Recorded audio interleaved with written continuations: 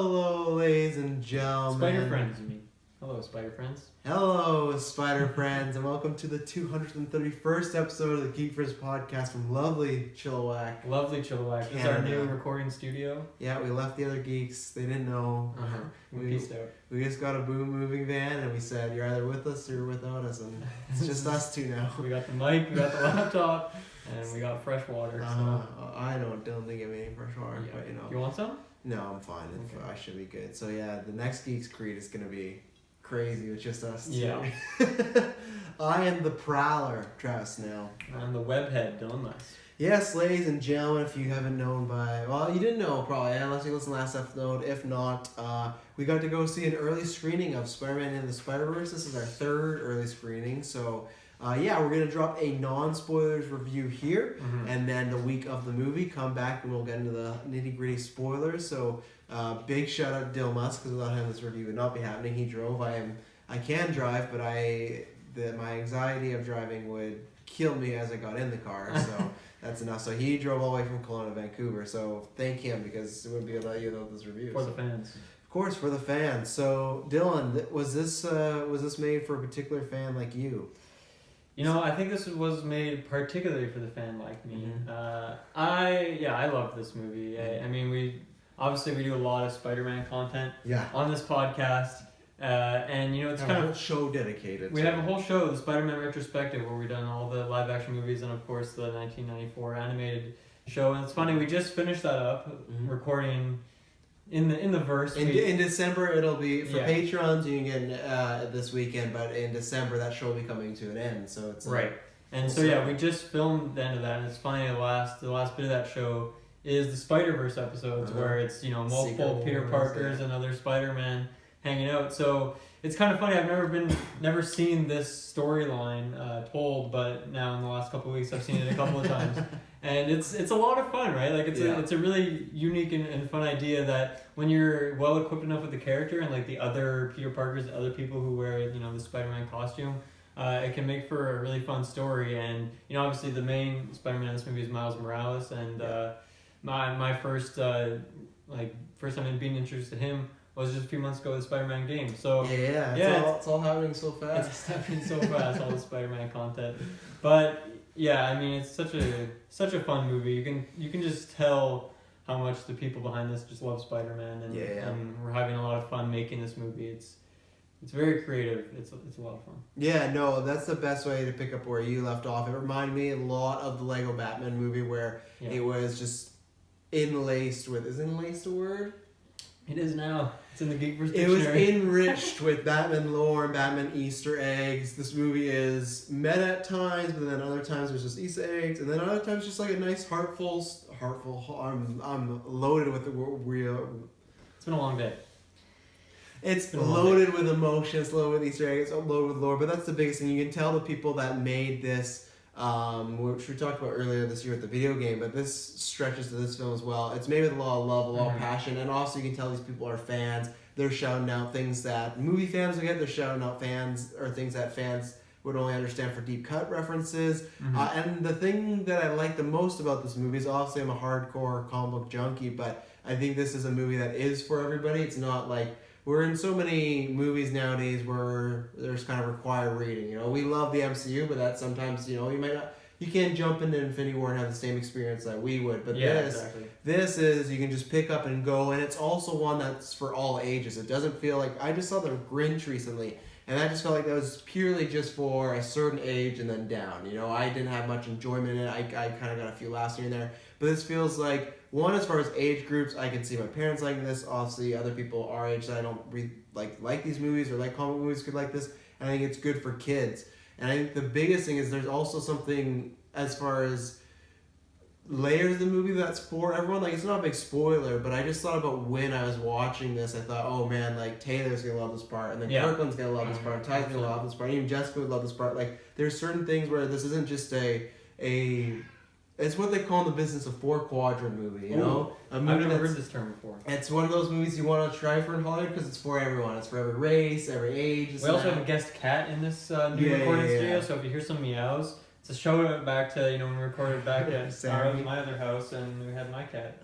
That he came with us on the review, so he's the third member. He's gonna start. He the loved cat it as well. It's retrospective. great for cats. He's waiting for the Catwoman into the Catverse, but that's not happening. Catverse. But it's just a joyous movie as far as the Easter eggs, as far as the actual story, and then I think what the main event is just the visual aspect of this. And once again, no spoilers, but like the last 30 minutes of this movie is a visual smorgasbord. Like I couldn't handle what was going on in a good way because it was nuts. It was, and the best way to describe this is, it really does feel like a comic book come to life. I feel like if you had a comic book and you were to look at it, and it's kind of like in Harry Potter. I used this example for something else recently, but in Harry Potter they have those cards where it's like Dumbledore and he's like moving around. You know, that's what this felt like. When in a comic book, you'd open up and the panels are moving. Like whether it's the speech bubbles, whether it's the shadowing on the characters, whether it's just certain things that just I want like, to spoil. like exclamations and just little things like that. Sound effects like when they knock someone on the wall, there's knocks, and that's the thing that they use it, but it's not in every scene, and it's not they don't beat you over the head. It's kind of like built into like the narrative of the progression of the story. It's interesting how they chose to do it like so selectively. And it's not overdone. That's why I like that there's certain times action's going on, it's just an action scene, and other times there you got the thwip, you got the this and that, but visually, this movie is one of my favorite movies ever. It's definitely, just like from a visual standpoint, it's a top fiver for me just of all time. Because I especially those last 3 minutes, they're crazy. It's just lots of dimensions, even just little stuff like we knew this going in, but seeing the full movie of each character being kind of shaded or animated differently. Like Penny Parker looks extremely different than Noir Parker, and then even Gwen Stacy to me looks like she has more of like a almost Pixar-like element more than Peter and Miles do, like almost like less comic book grainy. So visually, it's a superb movie. That's something for me. Like when I first saw the first trailer for this movie, I thought it was really cool. And then it was some movie we watched in the last couple months where we had it on the big peek, we had a sneak peek trailer or something on the big screen, and that was the first time I'd seen it on the big screen. And for some reason, I wasn't feeling it as much. I don't know what it was. And I think it took me probably 5 or 10 minutes when I was watching it into the movie to like just kind of get used to it, because it's not, a lot of it kind of doesn't run at like 60 frames a second, right? It kind of feels a little bit choppy, but that's it's kind of built into the movie that way. The guy beside you didn't think so, The guy beside me in the theater was like, it was as if he thought that wasn't intentional, that it was like glitched or something.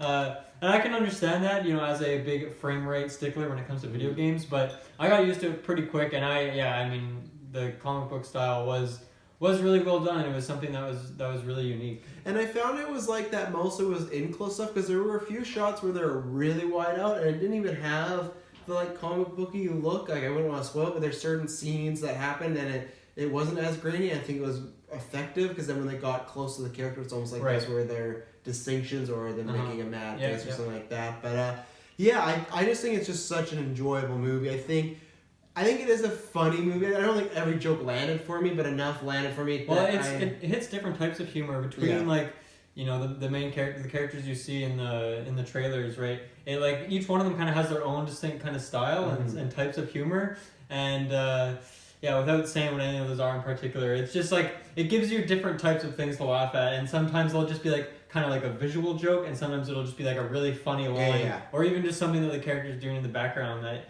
I'm like, as you mentioned a couple times as we were driving back here, like this definitely is a movie that has rewatchability to it. There's going to be a lot of things, similar like a Wreck-It Ralph, or even earlier this year Ready Player One, where if you go back and watch it and you just watch it at home and you can pause it, go back, there's probably tons of things you can notice in the background. Oh yeah. And as you mentioned with like the Easter eggs, but also just like the little character moments as well.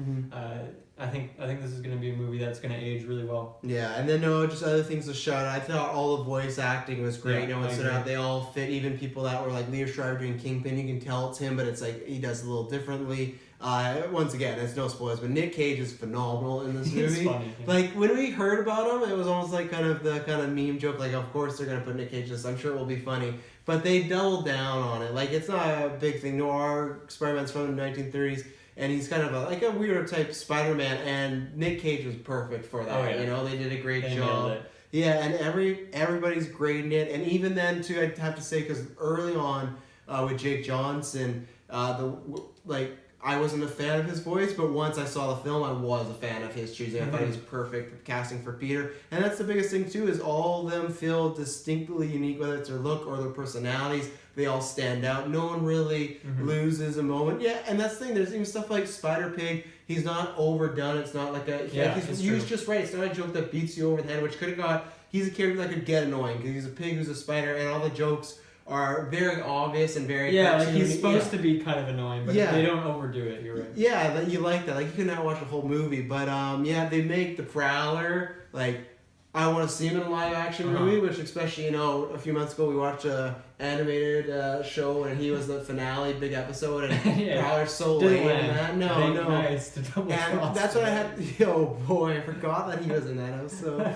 But the score is really good. But that's when I had to shout the score the most. The sound editing and sound effects they used for the character of the Prowler, legitimately in this animated movie, I felt fear for this character and like seeing this character. And they use like certain animal sounds to them, and they just like they made me worry anytime he was on screen, which I usually don't do that when it's an animated movie because to me it's fine. There's a level of disconnect. Yeah, like maybe since like for me like Lion King like Scar, but they did a great job. Soundtrack is fantastic. It is like hip hop and rap like Black Panther, but this is a lot more upbeat and snappy. Where I think Black Panther was a bit more on the darker side because it's. I don't know, I think a movie dealing with some bigger themes. Yeah, the world's kind of at stake in this movie, but it's like a kid growing up being Spider-Man, right? Where Black Panther was more about race, and I feel like that's a bit more on the rapper side, where this was more on the R&B side, but the soundtrack's great. Yeah. Great post-credit scenes. There's a really great Stan Lee cameo in there, especially the stuff they say, like, is really fitting. So yeah, this is a movie that I can't wait to see again, because sometimes when we see these movies early, luckily, Civil War and Wonder Woman I both like, but I always worry like I got a significant other who wants to see these movies as well. So it's like, oh, I'm gonna have to go and see it again if I don't enjoy it. But I remember I left the theater like I'm excited, even if it's just 2 weeks from now. I'm excited to see it again, and whether it's not even just to catch all the stuff because there's tons of Easter eggs, but I'm just excited to experience it because it was lots of fun, and I think it's just a fun crowd audience movie too. It's a pleasing, fun adventure. I know I just used the F word 3 times in a row, but it's a good time. It's a thrilling ride. Yeah, well, we're trying to, avoid any type of spoiler whatsoever. Yeah. But no, I think you're right. I think there's something here.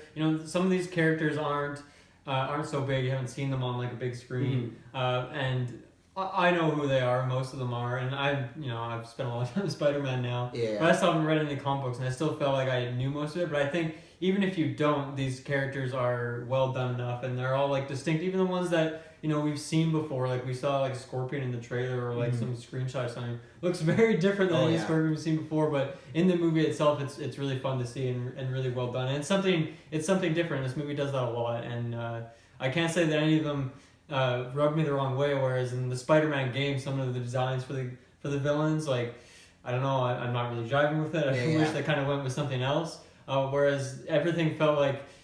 Yeah, it's so many different styles, but they all kind of melded well into one movie. Yeah, like this is not a big spoiler at all, but even the opening credits of this movie, they have like they show like the Sony tag and the Marvel tag, and it's kind of like glitching and showing like different almost animation designs that's to those characters, and it's really cool to see like the Sony logo, but then like switches 5 times and that like just from the beginning of the credits, I knew we were in for something special, and even then we were talking about not knowing too much. I feel they do a really good job. There's certain things that they do with this movie and with the narrative to fill you in. If you have never seen Spider-Man before, or let's say you only just seen the Tobey ones and you have little knowledge, they do a good job of, if your mom's gonna be like, oh, there's Gwen Stacy, I thought she was just Emma Stone. They do a good job of like, hey, this is this character. I think everyone's set up really well, and it's like I said, it's not one of those. It's not required reading. You gotta go like, oh, who's this and who's that, and also there's some really fun surprise in there. We're not getting into that, but there's some fun surprises. Just not only surprise, just like even voice actors and voice actors too, which I was like, wow, I didn't see that coming. So, yeah. No, I love this movie. Definitely. Anything else to say? No, in the spoiler section it'll be a lot of fun, but that's cast for another day. Yeah, you'll have to wait till then. I guess.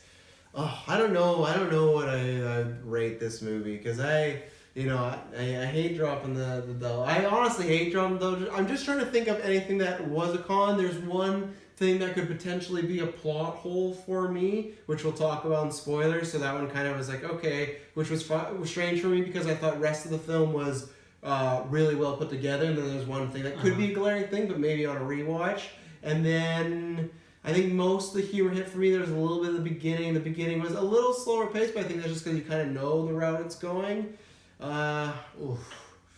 Well, I personally don't do numbers, obviously, but I would definitely easily recommend this movie. Definitely go see it in theaters because, I mean, it's worth seeing in theaters just because of the visual style, because it's something that you're probably not going to see, I'm not going to say ever again, but until, the next... Until the next Spider-Verse movie, whatever they choose to do with that. They've already confirmed a couple of them, so... definitely recommend, even if you're a minimal Spider-Man fan, if you're not even a Spider-Man...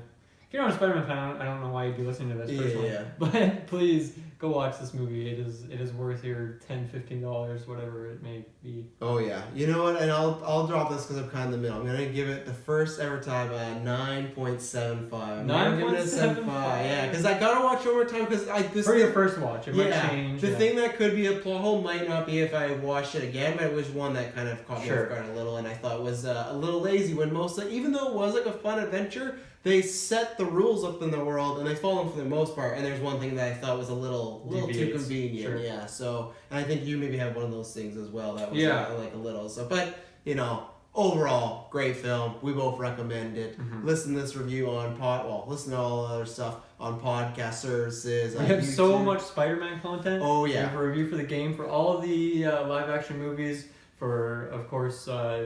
Spider-Man Homecoming and the animated series. So we got you covered for Spider-Man action. You can find it on YouTube, find it on Stitcher, find that on iTunes. Tune in next week. We got, I think, another Spider-Man retrospective will be dropping next week. Got a Fallout 76 review. Got a Game Awards watch along. So we got lots of stuff dropping in December. And then after that will be the spoilers, will be Aquaman. So we got, the next 2 weeks is going to be quite a bit of stuff. And we're going to have a Smash stream. So the best place to go is Twitter and Facebook because you can follow up on our details with stuff that's live or we record and put out there. So thank you very much for tuning in. I think we could change it for this time. That will catch you on the web.